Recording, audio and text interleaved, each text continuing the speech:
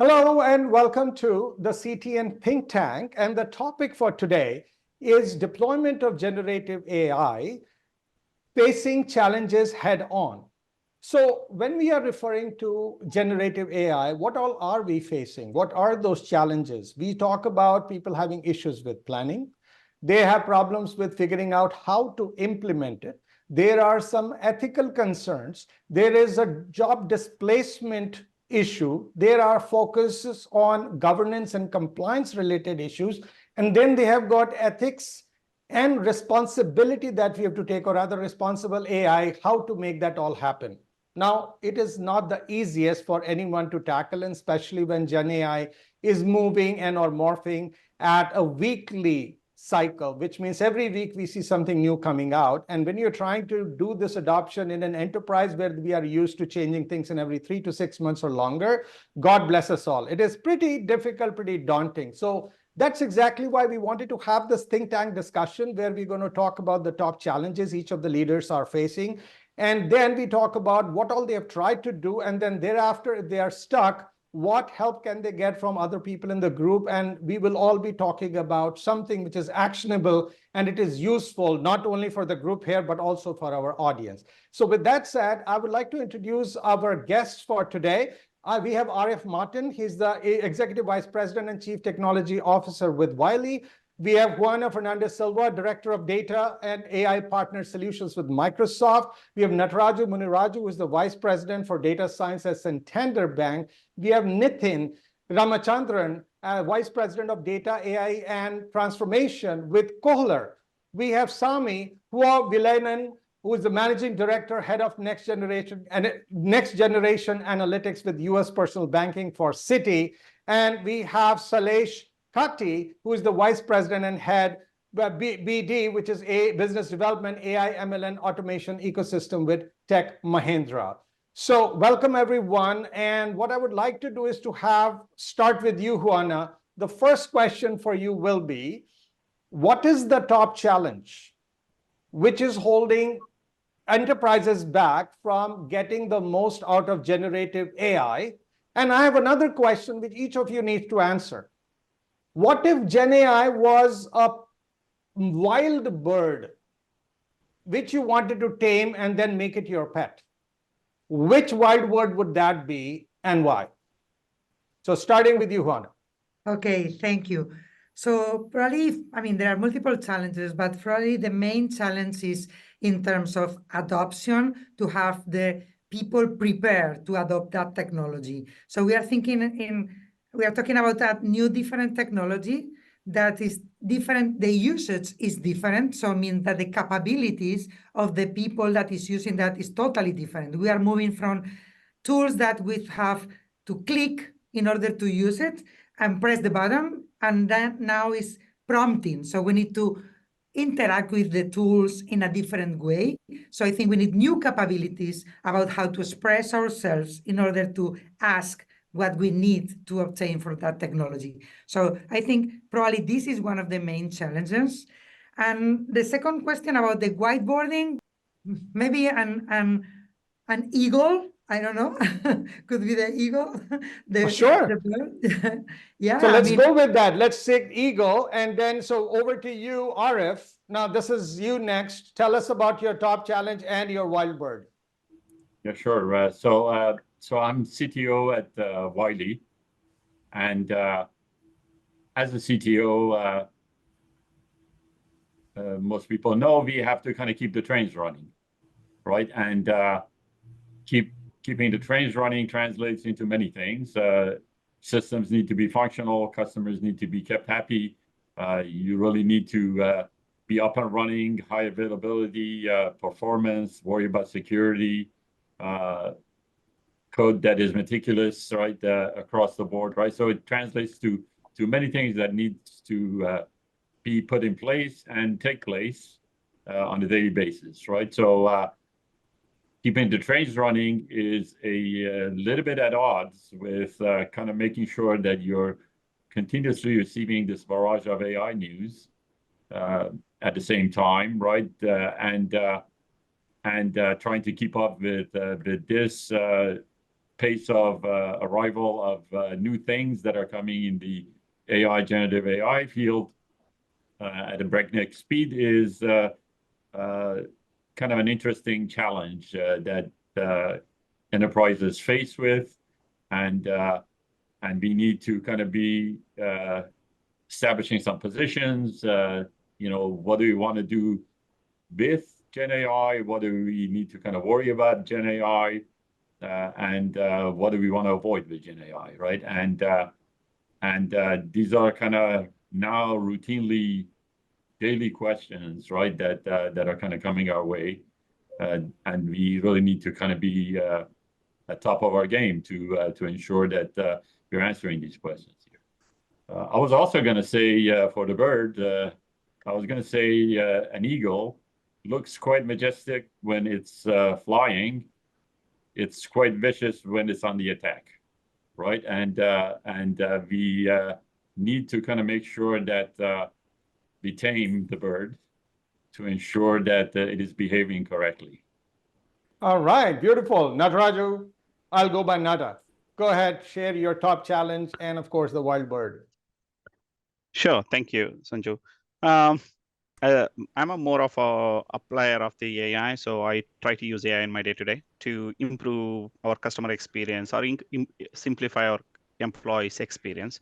So in this sense, my top challenges are like keeping up with the AI technology. Like we build something and it's working fine. Tomorrow morning, we get a new version and we need to update that. As you guys know, development cycle for AI in financial institutes is long, like anywhere from 3 to 6 months.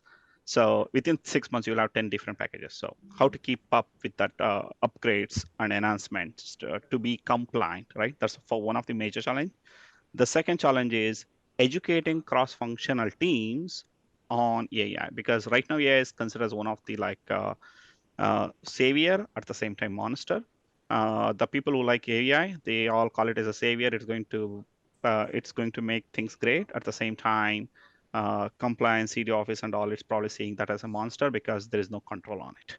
So how to bring those two teams together and apply in a way it works for everybody. So those are two challenges. Now coming to bird, every time I think about AI, I always think it as a crow.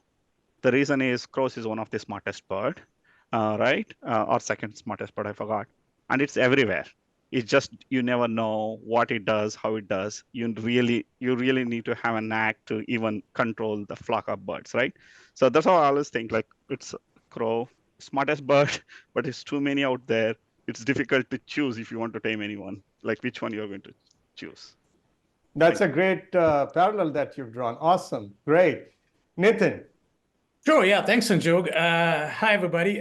So I serve as the VP of Data AI and Transformation at Kohler. We're a global company, but spread across almost 30 countries right now. So as you oversee kind of the global portfolio, data analytic and AI solutions, of course, Gen AI is a big topic that keeps coming over. Everybody's excited across the globe, irrespective of which country, the people that you talk to, they're very excited about applying generative AI. And for me, the biggest, challenge as I think through is, you're leading teams across different cultures, across different businesses and business models. And, when you contrast that, the change management and the rollout plans, Nata talked about, like, how do you educate the workforce? Juana talked about, how you are looking at prompt engineering and educating them. But when you put all of that change management considerations in place, really the biggest challenge is you have a change management consideration, but you have to contrast that with just the speed at which, technology is pouring out these days. I mean, 10 years back, you had time to put a change management plan. Today, before you put a change management plan together, OpenAI has a new release in place, right? So how do you really keep pace with that, especially when you think about, an enterprise as large as Kohler? That's really the biggest challenge, that I look at in my role. As far as the question, the wild bird, Sanjog, great question, by the way. You got me to think a little bit. To me, it's going to be a parakeet, right? Or a parrot, right? Great, really smart bird. It repeats anything that you're doing. It's influenced by what you're saying. But depending upon how you train it, right, it can give you, it can talk back to you in an amazing way, engage in an amazing conversation, or what you get back is utter nonsense and hallucination, right? So to me, like that's the greatest parallel I can find in a wild bird to generative AI. Back to you, I'm Sam. so fascinated with the number of different flavors of words that we have been able to tell to compare generative AI. So over to you, Sami. Yes, so Sami Huovilainen, I run a data science team at Citi. I've been here for 20 years, so I've had the privilege to see the sort of innovation from logistic regressions to GPMs to neural nets to BERTs, and now generative AI picking up a huge amount of pace. So a very exciting industry to be in. So now, in terms of key challenges, I would say, within people, processes, technology, and governance, from people perspective, definitely learning and processes, when you re-engineer and automate processes, you still need to keep running the old process for some time. So how do you have bandwidth to basically even sunset some of the existing processes? In terms of technology, to find basically enough compute to develop and similar compute to implement all these solutions with a proper latency and accuracy. So now my biggest problem though, so the problems lie in those areas, generally speaking. Governance, I think we can talk about later.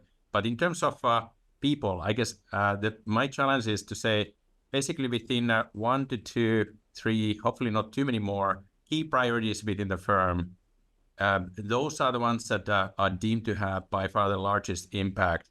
They are mission critical. So how do you usually on top of everyone's day-to-day priorities, how do you carve out cross-functional teams whose number one mission is to get this use case implemented while they still have day-to-day jobs too? So looking forward to hearing advice from my fellow panelists. And did you talk about the bird? Oh, I see. My bird would be owl, because in here you need to have vision into forward, but be able to quickly look back as well to see where are we coming from and what can we learn from our mistakes. So owl has the ability to toggle between forward and backward. Amazing, amazing. Shailesh. Awesome, thank you. Great to be part of the panel. I lead, like you mentioned, the business development function for America. Most importantly, I've been AI evangelist for almost 8+ years now. And like other panelists said, we've seen the journey take off from the point of the regular, we nowadays call traditional AI, now to generative AI. We do happen to see all of the work that has contributed in AI adoption from traditional world continues to be one of the areas where focus is. And while the generative AI, which is another tool in the toolkit or the technique, we do see while there is a lot of interest, there is a level of control and regulations that are associated with it needs to be implemented. And I think, as an evangelist, as a practitioner, we see this happening quite every day with different set of customers. So the problems or challenges, what you talked about, absolutely, they are in place, and we are trying to articulate some of the solutions, part of our overall approach, as we call it, as enterprise AI. And that's where we are shaping the fact of how do we bring in, or how do we put the controls for many of these moving parts in a structured manner, and how do we make sure that the production is the way we track any other technical implementation with the visibility available with responsible AI, quite separate from all the noise or all the work that's happening on the advancement of AI. Would be happy to share some of my experiences working with customer. With that, I mean, you're right. The question was great about the bird. It kept me. I thought about many of them, and I wanted to bring in what sticks out is the dragon for me. And it's something that being in the industry for long enough to see the amount of transformation with generative AI that's coming up, it is quite appealing to see it can take you to new heights very, very quickly. But at the same time, it needs to be something that you know how to ride on, to make sure that you are taking the best use of it for enterprise AI. And we believe that unlike any other places, enterprise is much feasible to control the dragon and make use of it for taking you all to new heights, I would say. That's great. So with so many flavors of birds and so many different challenges, I think we are well positioned to talk about solutions. So now with that said, Juana, I'm going to come back to you because you were the first one who shared your challenge. If you don't mind, just again, reiterate your specific top challenge that you would like to have the team here weigh in on and give you insights. So I think that probably the top challenge is we have been talking a lot about adoption and control and usage. No? And I would like to reflect on a couple of things. One is that sometimes when a new technology came, especially people in the technology side, they want to test it and they want to produce, pilots or, okay, let's use it for this or let's use it for that. But starting from the technology. So I think that we need to start not from the technology, we need to start from the business problem that we need to solve, no? What we want. So we need to start from the end, not from the technology. So I think this is important related to adoption. And also we have been touched different points that also will give us the idea that with Gen AI, it's not only a technology that it came, it's something that we also can develop internally in the organizations because we can customize, we can create new solutions using Gen AI. So I think that we will find easily, and we are finding now people that with just a simple tool with low code, they can produce their internal maybe chatbots, for example, for a specific area. So it's not only technology that is deployed and used, it's also technology that is everywhere across the company. So it's really important to set up the scene to adopt, how we are going to adopt it, and also how we are going to train all of these people that has that in their hands, right? And they have it just now. So I think that resonates on me, again, connecting with the people, connecting with the usage, and also how we can manage that usage. And for sure, always moving from early stages and pilots into scale. And I think we mentioned, all of us, how to scale, and this is something that scales so fast. And timing, okay, the other point probably is timing, no? I remember, I think a couple of months ago, a CTO asked me for a list of functionalities. I said, I'm not going to give you a list of functionalities on Gen AI. That doesn't exist anymore. So I think we need to also change our mentality when we are talking about Gen AI. All right, great. So Sami, you have comment on what Juana is looking for? Yeah, so I would like to, Juana, maybe discuss a little bit of the business priority, right? What is the business problem? I felt like all of us, maybe a year ago, many of us were looking for some use for the shiny object, which was generative AI. Everybody was saying, well, since it's available, might as well use it. So where can I use it? What are the most suitable use cases? Now I feel like we've come somewhat of a full circle, at least half circle back, and say, what are the business problems that we are facing, and then find the right tool. It doesn't even need to be Gen AI if you came to realize that this is my big problem and I can solve it with something simpler. But it's important to basically identify the business problems, rank order them with usually something like time, value, and certainty. Like how long time does it take to solve this problem? What is the value if you solve the problem? But how certainly can you solve the problem? So I'd rather take 100 million problem with 50% probability of solving than 400 with 10%, right? So and of course the time is money. So the sooner you think you can get to the finish line, obviously the better. So you can get some quick wins, and then organization excited to solve the next problem. Okay, Nithin? Yeah, for sure. I mean, Juana, I think it's a great point, and I think every time I have a discussion with a peer in the industry, we're always talking about the same problem, right? Like, especially with generative AI, are we getting into a situation where it's technology in search of a problem, right? And I think it's a little bit of an and discussion, right? There's a traditional framework of how companies worked where you had business dictating priorities and then projects coming to IT and IT fulfilling this, right? I think it's changed quite a bit right now. I think it's more of an and equation, right? So the way, for example, we are kind of addressing that at Kohler is we've taken, a traditional approach was we had a platform team and a products team, right? And the idea around it is you have technology drives capabilities drives tools and experiences, and they in turn finally achieve a business outcome. Right? So it's really thinking through those hierarchies of like, what is the role of technology? What is the ultimate goal?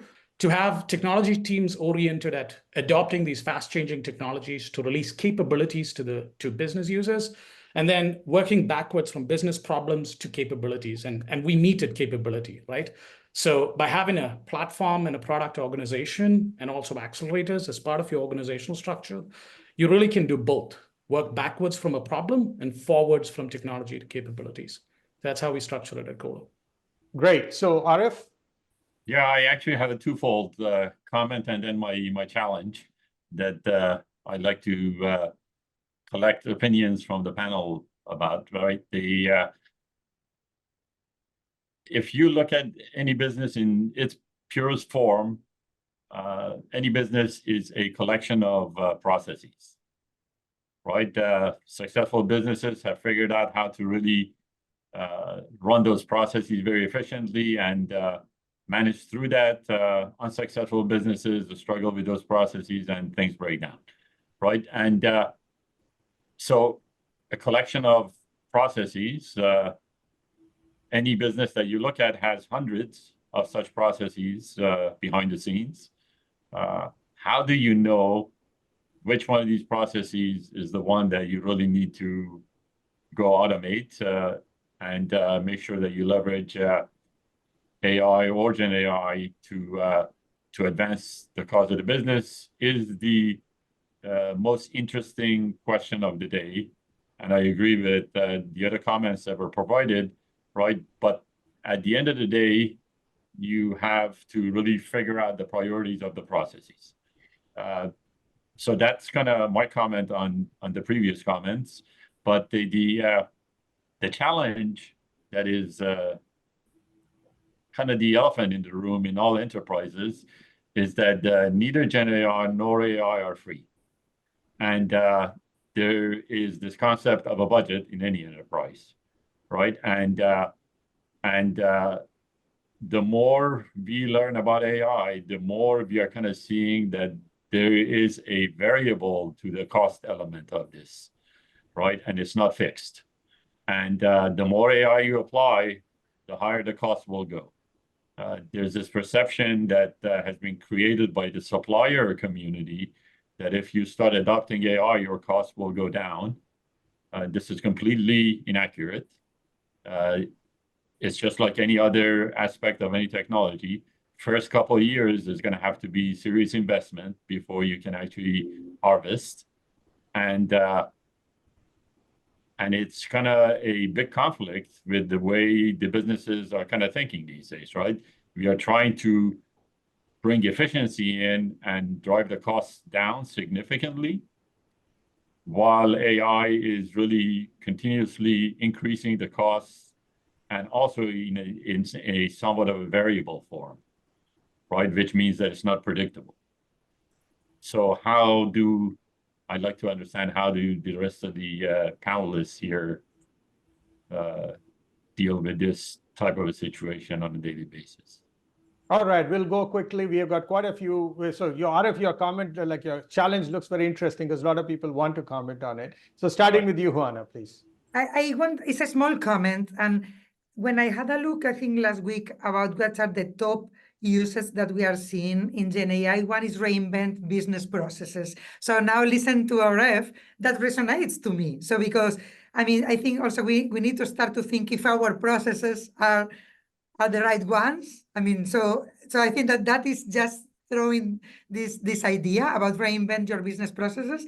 And definitely, I mean, we have been talking about business. I think probably the answer, or the easy answer, is to have our projects align with what are our business priorities.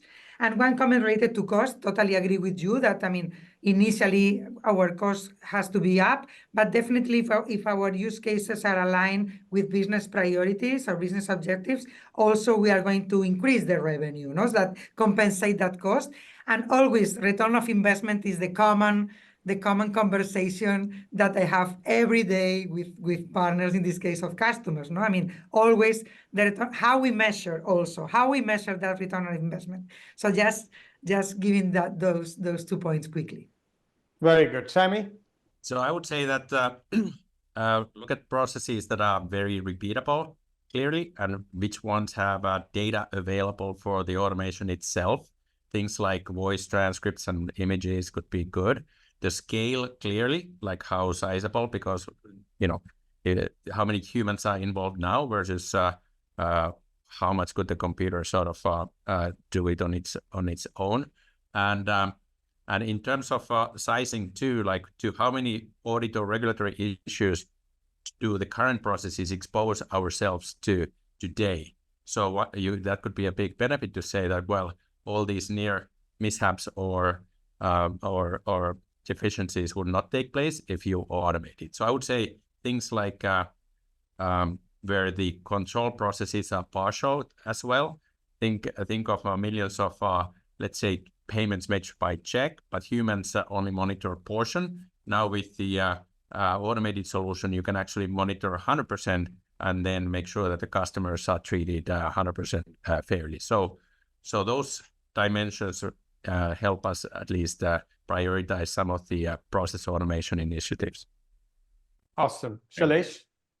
Yeah, I think, from the automation or the process aspect, I wanted to contribute a different thought process that we're seeing are encouraged, and it's coming now in many forums, is to look at AI, which is always been looked at an agent or infusion that's helping you enhance either productivity or change certain level of your processes.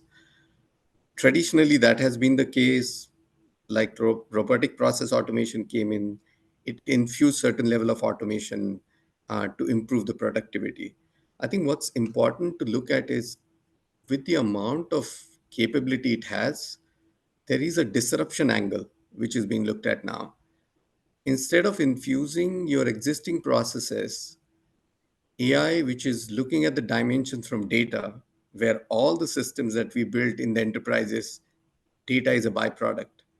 So, if you're looking at AI from the dimension of, can I use it to starting with data and not as a byproduct, you're actually looking at every process in the organization in a very different way. And, I would give you an example for a finance, for a CFO. We are engaged today to look at various reports that are enabling the function to track the health of the organization, and is the most important function when it comes to quarterly results. A lot of that can actually be conversational, can be leveraged through loads of information available within the organization as well as with your competition on the internet, and make use of that at a operational as well as strategic level. So that's an example of how this will completely change underneath processes available for the reporting of your CFO function, from a point of not leveraging any of those processes now for the use, and with that the disruption is imminent. Now I'm switching to the point of the challenge that you mentioned, and Aref, very spot on. We realized that for a large oil and gas company with 60 legal assistants, we were running this function which helps the legal team in addressing all the regulatory queries. And it was all fine until the time we said, now this has to be modeled for 6,000, and the cost was not, it was almost 30x. So what we looked at then is, I think, one, the ability to create an API-led, available, intelligent-led model as an approach most of the companies have taken. The optimization limitations are huge. So in an architectural world, we have seen it can be a hybrid approach with open source, with capabilities that are available, that can be obviously leveraged to optimize. We do see um, all the features like the PTUs introduced by Microsoft and others, because of this problem, will keep enhancing the challenge that you are raising, Arif, very, very uniquely, is that it needs to be accessible. It needs to be easily deployable from a cost point of view. As with the current cost, obviously the ROI is very difficult to meet, but I clearly see that there is light at the end of the tunnel with both the technology companies pushing for it, making it more optimal, as well as architectural ways and means you could implement to optimize this cost in your current construct that you're taking to production. Great. So thank you so much. Now we'll take some quick inputs from Nithin, starting with you. Yeah, thank you, Sanjog. So Arif, I think the point that you brought there around, like, how do we leverage technologies like generative AI and machine learning in process automation? The experience that we have had, from at Kohler, as we've started looking at business processes and automation, has been, we don't have to go after the entire process, right? So I'll give you an example of what we had done with customer service. Like, essentially, we did a lot of design thinking exercises, a lot of observations, and what we came out with is a singular thing. We were receiving thousands of phone calls, where customers were just trying to find out, is my faucet a Kohler faucet? That was it, right? They were just trying to find it, because everything in that customer service event led from there. And we found out that that was really the bottleneck of the process. So we didn't have to go address the entire process with any AI solutions. We built a deep learning-based machine vision, model that could, essentially identify the product. So what used to take about a 5-7 minute exercise on a call was now reduced down to seconds. But once that bottleneck was cleared, the entire process issue was resolved, right? And that's just one example. Like, every process that we have taken, whether that be credit approvals, whether that be, cash to cash, order to cash, like, no matter what part of the process we take, generally, what I've found throughout, not just at Kohler, but even in prior careers, has been every process has a bottleneck that's usually less than 10% of the process, but it essentially solves 99% of the problems, right? It's not even 80-20, right?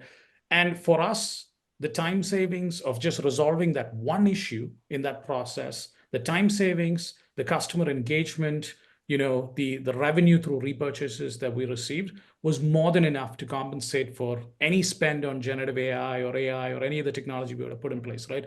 So I think that's the key unlock when we look at process. Is I don't think there's any CFO that says, if you give me a 4x return on investment, I'm not willing to invest, right? We will find the money, right? And I think that it's on us to really kind of go in and understand that one unlock in the process that can get us there. Great. Very quickly, Nataraju, love to get your comments. Sure, thanks, Sanju. I'll keep it quick. So when it comes to cost, the approach we take is kind of a twofold, right? One is we always look for solution-driven AI, then AI-driven solution. What I mean by that is, if solution requires AI, then we will use AI. If that's the only solution. If there are, in an organization, like big organization, you'll say like, hey, this is a new cool AI, we want to use it. We don't entertain those just because, like, as I said, there are a lot of challenges. But if solution requires it, that's where we go. So that's the first approach we take. The second thing is addressable opportunities. When I say what is addressable opportunities, basically, what is the size of the problem you're solving? what's the cost you're going to get out of that, and what is the other benefits like ROI or customer satisfaction, what you have, right? We always have that, every problem, we put that into that addressable opportunity bucket. And if AI cost X, and if my addressable opportunity is Y, we can simply do the math, and yep, that makes sense, then we go ahead. So that, like, I'm trying to keep it very short. Those are like two approaches we take, like solution driven AI and addressable opportunities permits AI, then we'll go with it. One comment I will add, it's not necessarily a solution, but if your data is a byproduct of your AI, then you will definitely going to incur a lot of cost. As long as your data is clean, readily available for any model and report or anything, right? Then your cost substantially reduce. So I would say before investing on AI, invest on your data and make sure that your data is completely gone, controlled, everything is inbuilt. Once you have that, the cost of AI is comparatively lower. If you're building everything as part of the AI, then it's substantially higher. Thanks, Sanju. Great point. So yeah, Sami, over to you. Let's have you share your challenge again and things that where the team here can help you with. Yes. So across people, processes, technology, and governance, I'll focus my main problem within people. We and probably others have, let's say, 1 to 3 high priority use cases which are driving substantial impact to the business. And these use cases have been prioritized, within by the top senior management. Now, these use cases are being worked on by people who identified probably the opportunities, but these folks, they also have their day job, so to say.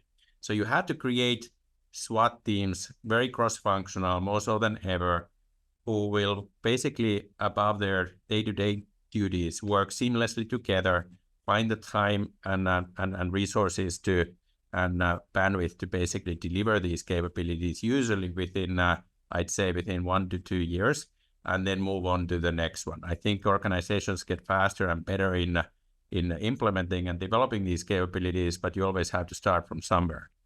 So how do you create a culture of collaboration and carve out bandwidth within the key people who will be delivering from analytics to tech, finance, product, marketing?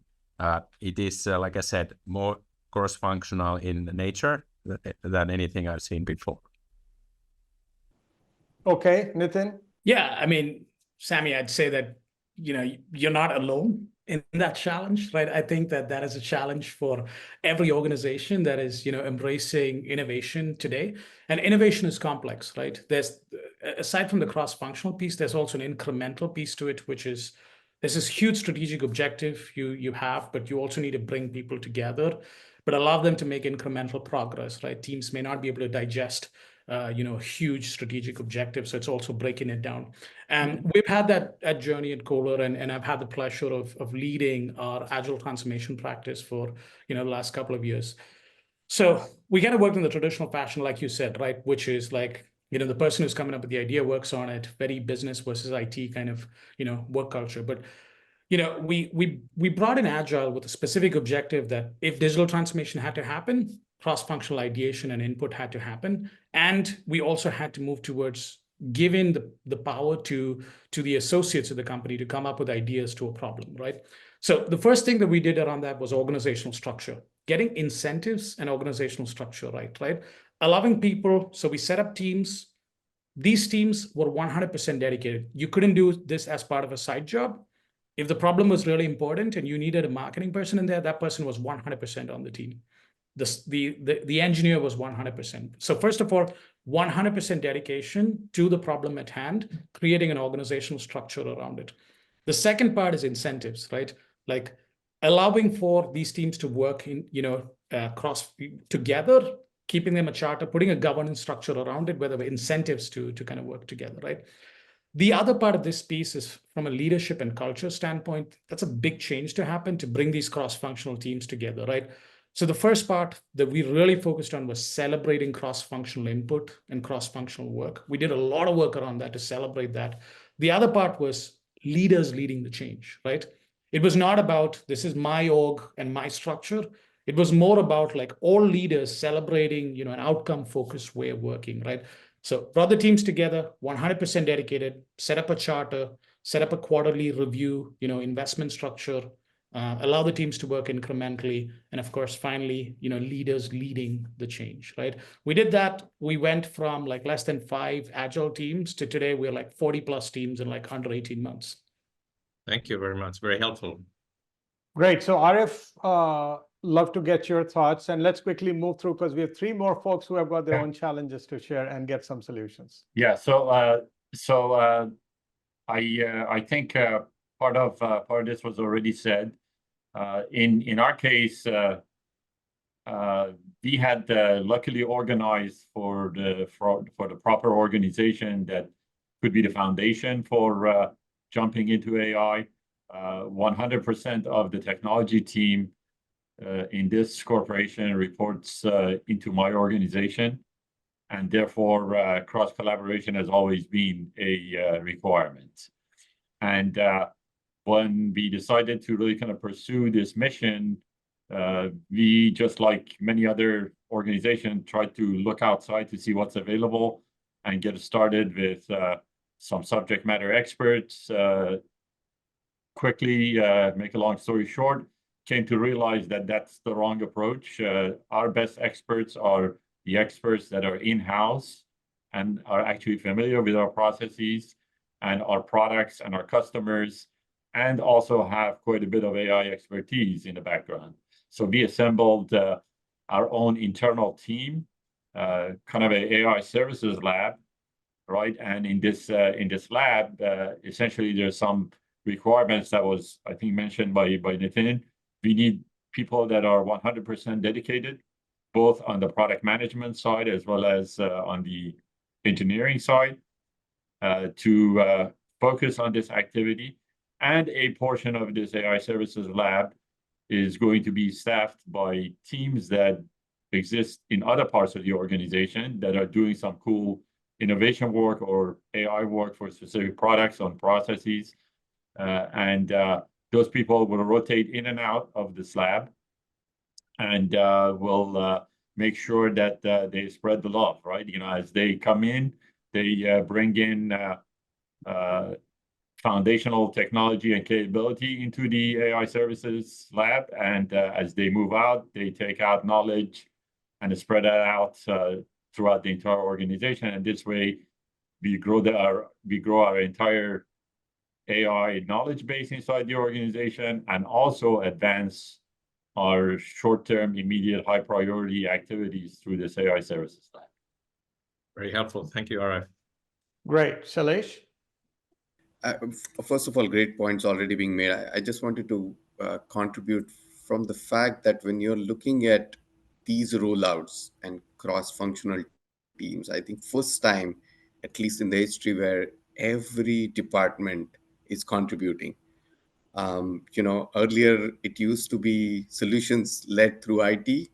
Now every solution, the policy, the change aspect, the legal, information security, and all of it is coming together to have that blessing as it moves forward. So from the team's point of view, we have realized that when you start scaling, having them early on the mission that we want to achieve for the company, from these support groups is equally contributed and factored into your plans of execution. As a lot of times then, at the time when you're ready to go to production, maybe a security clearance or a legal clearance can hold you back. That was one input that I thought, bringing in other support functions to be part of this. And most importantly, we are seeing when you're looking at specific prioritization, a lot of times very simple problems that are obvious to solve are the one actually building and getting you the most amount of ROI.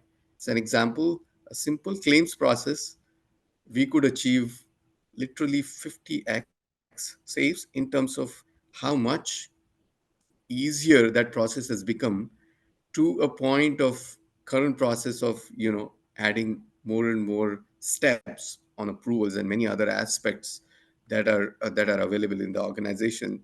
So that is my realization, that the most simple process to understand is the one that gets you the most amount of return on investment in the execution, than all the experiments on creating question answers and cognitive search capabilities in the organization. Great. Thank you, Shailesh. Great. Juana? A couple of, I mean, all great points. A couple of points very simple that I want to share in my experience that we do in Microsoft. One thing is testing. I mean, having, as an employee, you can test products before that they go out into global availability. This is totally volunteer program.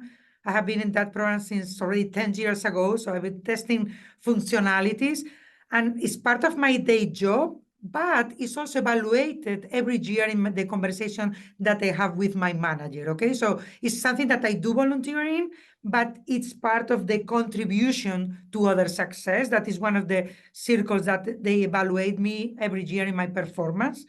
And the second one, once that the tool, I mean, is available, for example, the last one in the case of Copilot, that Microsoft Copilot, we have champions program. And I think it was Shailesh, the one that mentioned across every department, I think, and we have champions on each and every department of the company, champions of the product that share best practice, make their own videos that they're published, or they send emails or messages to others. Hey, I found that this is a great tool to do X and Y. So I think those are two things. Okay, one is before you deploy, having that internal usage testing, having these feedback loops where you get improvements.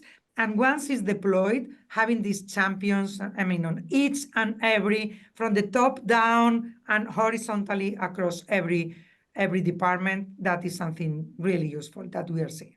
Thank you. Thank you. Nataraju? Hey, yep. I think a lot of points are already discussed. I'm just going to give a couple of bullets which we followed might be helpful throughout my career.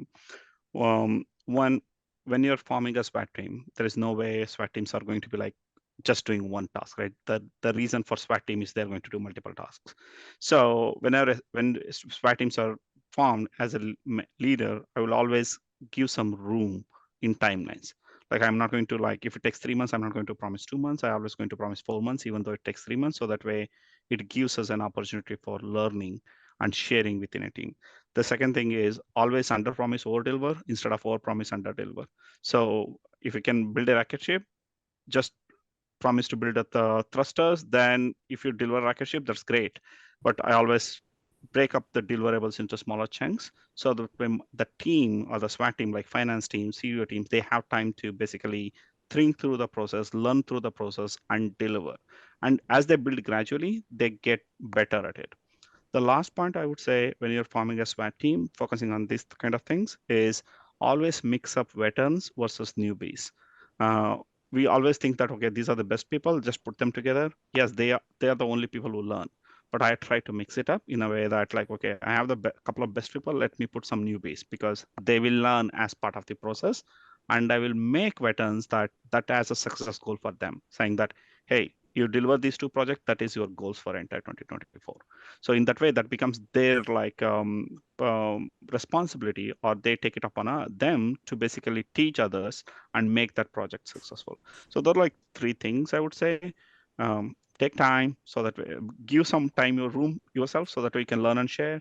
Start make your problem into smaller pieces, solve one at a time instead of solving the entire world. The last one is always mix your team. Don't keep the same team.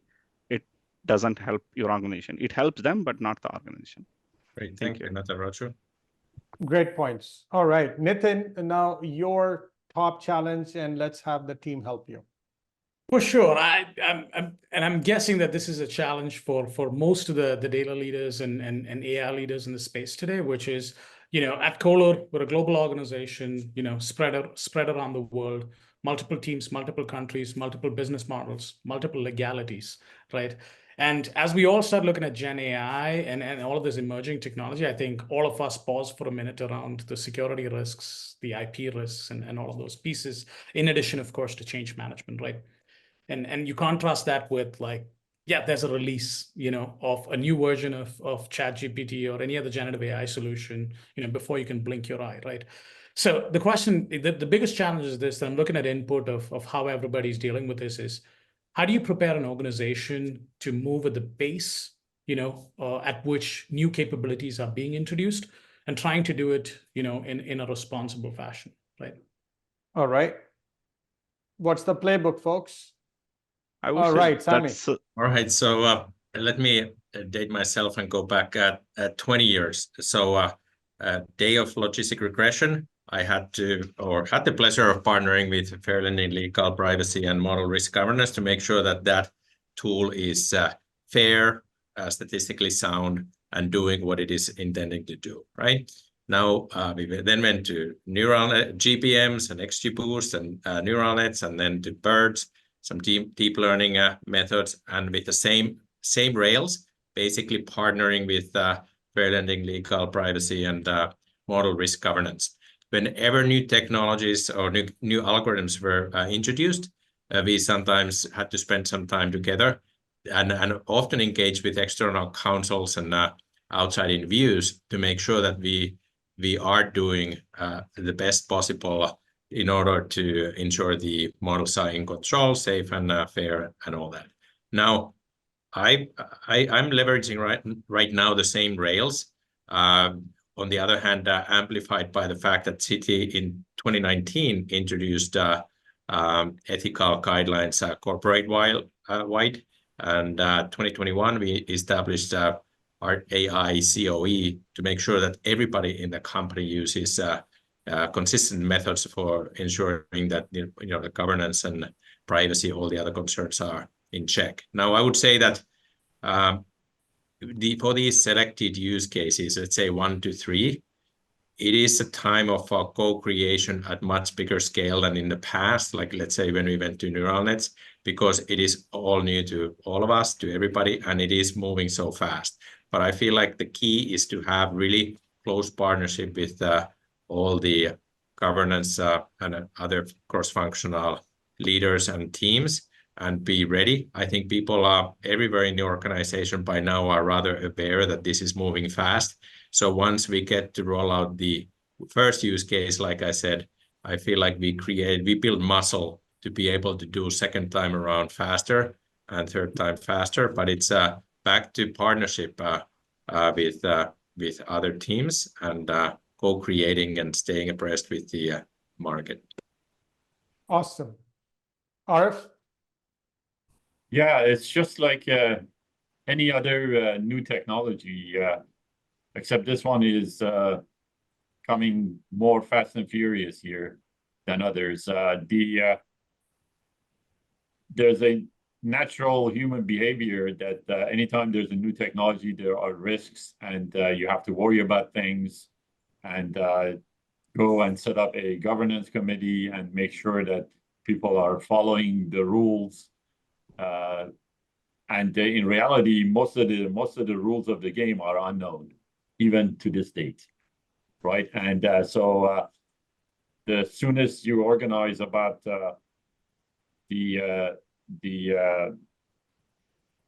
risks associated with AI, is the point of time that you realize that you've been wrong, right? So so I would not really kind of recommend hassling too much over, do I have my governance all built in to make sure that I meet all the corner cases that exist there?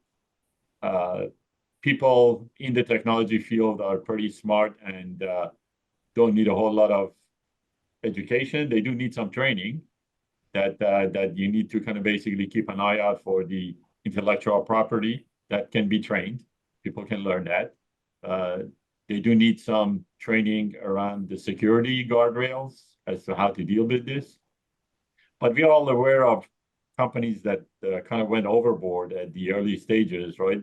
By banning the usage of generative AI at work, right? As if it's going to stop everything, right? And it didn't, right? And many companies eventually had to kind of give in and start using it, but some have put in, you know, heavier governance structure around it than may be necessary. That's one aspect of this, but also another aspect of this is that this goes back to the question, Nithin, that you brought up regarding how do you encourage people to kind of do this, right? I think it has to do with the culture of the company and the culture of the tech organization, product organization inside the company, and leaders of these organizations really need to kind of create a psychological safety net for their colleagues who are trying to experiment with these things and, yes, fail fast, right? And unless we fail in this area, right, we are not going to be able to learn all the issues in this game. And it's important to kind of have that psychological safety created inside an organization so that people know that experimentation is part of the game. And as long as they don't end up repeating the same mistake multiple times, right? So I would kind of recommend those two approaches. Great, Shailesh. Yeah, I think, you know, and it brings to a point where I was talking to a CISO, and one of the comment he made is, with the new world of generative AI, the amount of possibilities on penetrations has gone 10x. In terms of what you could protect as an organization with all the shields and frameworks that our enterprises have built. Now with this new tech stack, there is ability to come from areas which are not seen by those layers. And I think with that, what we have realized is while you can have frameworks, policies, and great points, other, you know, sort of players are bringing in as indemnity and other clauses that can help you control the losses. But the most important thing is having your existing pipeline built with the awareness of security is crucial. And what we have done is that having the layer, which Joanna touched upon, prompting, which is a new technique, SQL ingestion is another, you know, areas that you could actually inject unwanted things. It is important to create the layer on top of your existing pipeline, which is continuously monitoring these threats. And it is a scalable layer because those threats that you're looking at from today's point of view around your use cases may not be as sufficient as you start adding more functionalities to it. So, example, ethics related responsible AI, there are certain techniques.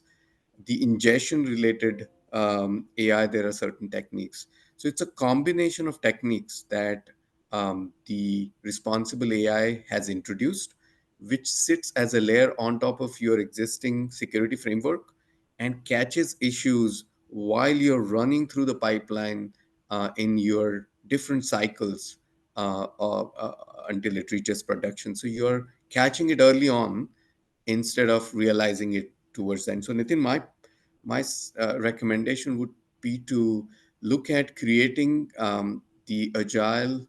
I shouldn't say, you know, completely flexible, but extendable architecture that brings in these newer checks and balances that are available either through hyperscalers or through techniques that are being introduced by, you know, a lot of open sources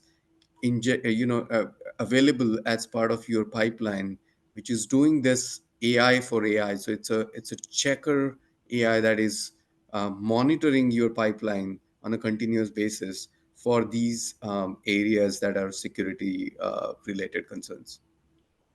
All right, quickly, Juana, before we move on. Very quickly, and sorry if I'm being a little bit naive to close the conversation, but I think that more than in every aspect, on the security aspect, I think you not need to be alone. And you need to ask for help and participate in forums for your industry, rely on vendors, So I think this is one area that we need to collaborate more and be more together and listen to others, because definitely I think you already have a lot of points, but I think here more than ever is important to share between companies, as I said, in a specific industry with the technology providers. So I encourage you all also to join multiple security forums and bring your your questions, your concerns there, because definitely I think this is a thing. And sorry if I'm being a little bit naive to close, Joe. No, this is perfectly okay. Good point that you made. So Nataraju, this is your time to tell or ask your issue and get help on the issue that you are seeing. Yeah, thanks, Joe. I think one of the major issues similar to what Nithin asked, like how to keep up with updating AI packages and how to go through the governance. I think I was taking a lot of notes on the comments coming out from Nithin's question because it's the same thing applicable for me. So I will go to the second most important one, right? What is your company culture in terms of creating the AI literature across other teams, right? The technology teams, which is involved with AI, they are very well versed of AI, and data analytics team or data science team who's building AI, they are also very well versed in it. How you cross-pollinate that knowledge to other teams like compliance, regulators, infosec, like how do you do that? What is your approach? All right, Nithin. Yeah, I'll take that up because it was only like 2 weeks later. I've been working on the learning framework 2 weeks back. I officially took over like the digital university, which is essentially responsible for learning. But I'll kind of break this down. So Nata, you like your question into kind of just a couple of areas, right? There's first part about like, there's knowledge and learning around the work that is being done, especially if you're a larger organization like privacy or compliance may not know there's an experiment running, or how do you make sure that there's constant communication on what's coming up on the roadmap, and how do you involve right people in the discussion, right? So this is really where like we start looking at, and I think Sami raised this point earlier as well, which is like fewer, clearer objectives that we can go after, right? Rather than trying to kind of take the paint spray approach. Taking like, let's go after a few things because the amount of people that need to be brought together for a challenge like this is quite huge. The second part is general learning around helping people adopt it, right? So we've kind of done two things. One is we call it the Kohler Capability Accelerator. We've partnered with Ivy League universities to create some custom curriculum, and industry partners as well to create some custom curriculum for us. That's more of a surgical knife approach where we're looking at like, what are the key roles like product owners, product managers, analysts in the business, taking those key roles and taking them to a targeted development program where, we have a say on what the curriculum is, taking them through that, right? So that has been one part. The second part is kind of what we are setting up right now, which is the digital university, which is meant to be more of this is general education for all of our associates, right? To take on, and then working with learning and development and HR to include that in their development plans. But I think by taking a combination of these three approaches, fewer objectives to go after so that we can all come together on it. Second, surgical knife approach around critical roles to drive the learning. And the third part is more like foundational learning for everyone. But most importantly, working and ensuring that they have an incentive to complete it, driving that through their development plans. I think that's worked really well for us, at least so far. Aref? Yeah, so just like any other topic, carrots and sticks, right? So I think training is the best way to work with your colleagues to ensure that from all disciplines, right, to ensure that they understand what business objective are they trying to solve and which processes they're trying to prioritize for the use of AI, and understand what are the implications of use of AI in those processes, and get them involved early on so that you can kind of influence any sort of false opinions that they may have had prior to this, to educate them through the process and make sure that they stay engaged and they're participating in this.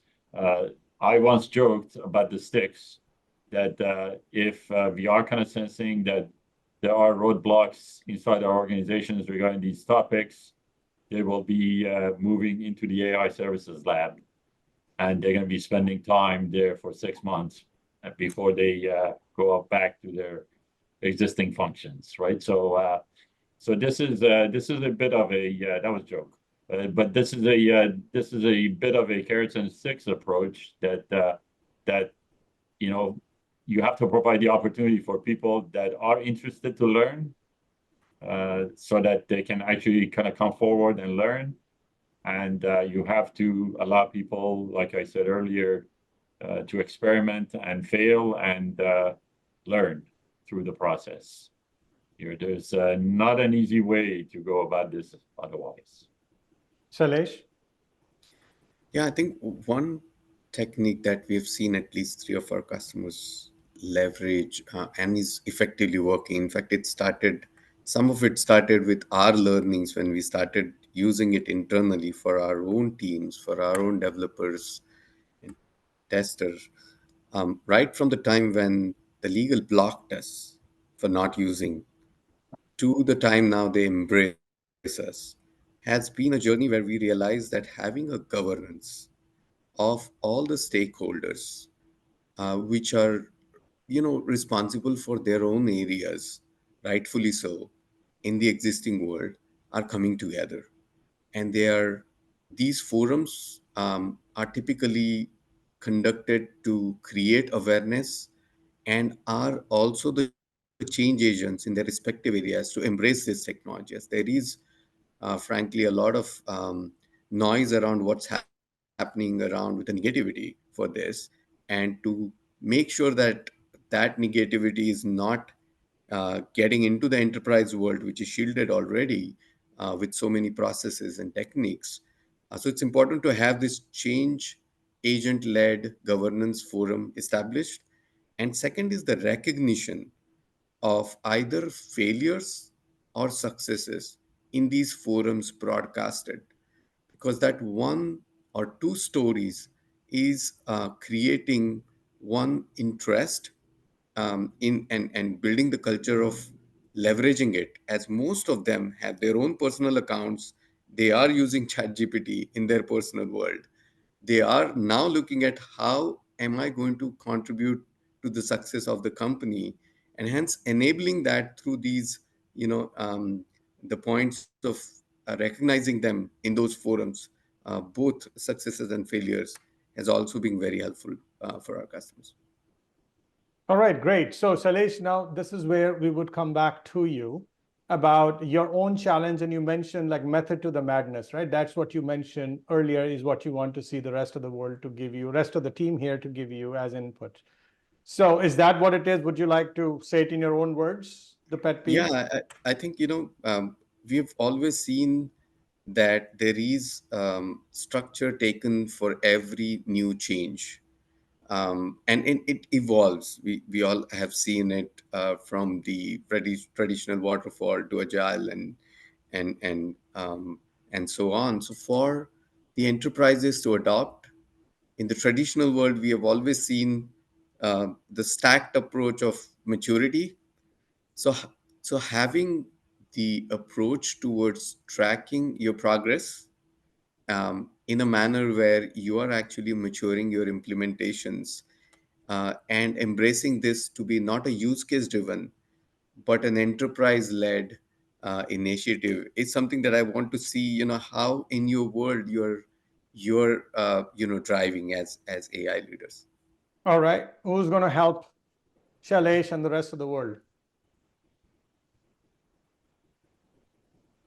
Okay, Nithin? Yeah, I'll jump in on that one. It's a hard problem, Shailesh. But I'll kind of tell you, like, this may or may not be a clear answer to kind of your problem. But to me, a lot of what I focus on is around the culture change, right? One of the key things is just, language influences mindset, mindset influences behaviors, right?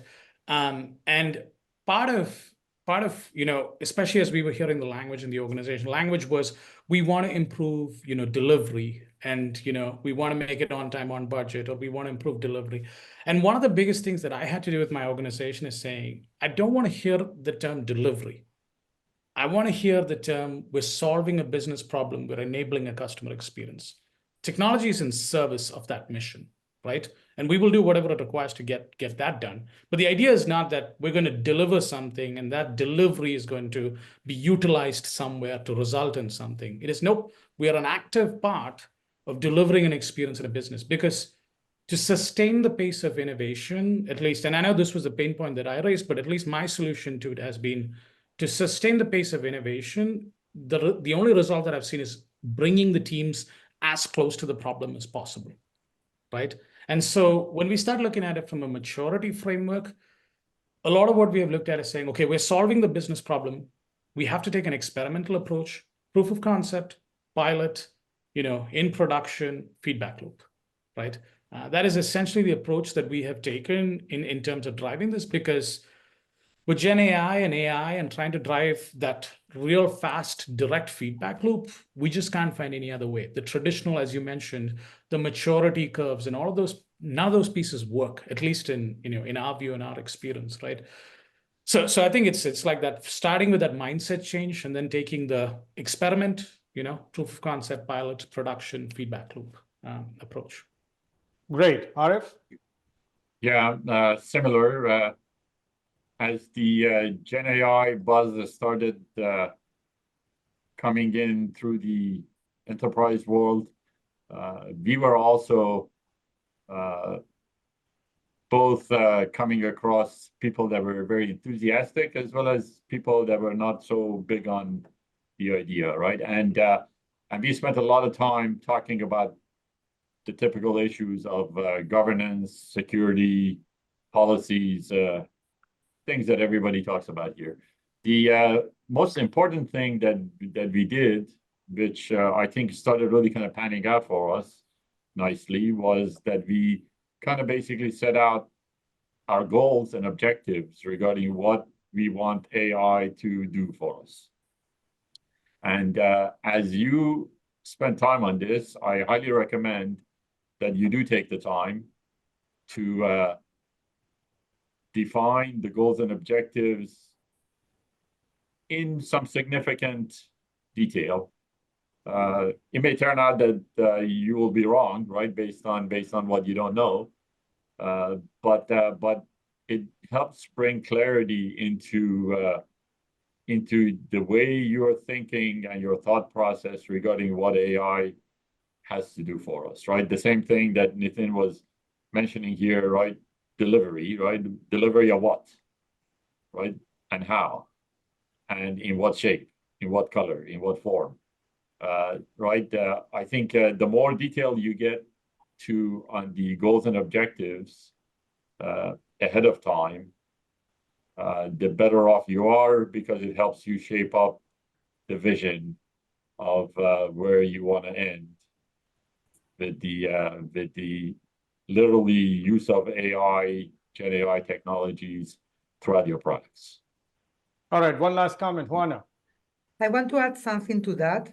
I mean, I like the idea of, okay, where I want to use AI, but I think this question has to be always open, because you are going to find new places that you can use it that you didn't find maybe last month. So I think that is important, making yourself or your organization that question every day or every week. So it's not something that, okay, for the next year, we are going to use it for A, B, and C. So I think we need to find, all of us, the way that have that question always open, because I mean, a new case came up from, I don't know, the single guy that works for HR in a so far country, that she finds that, I mean, I using that for that usage, it will be useful for me. No? So I think that how to keep that question always open probably is the key thing here.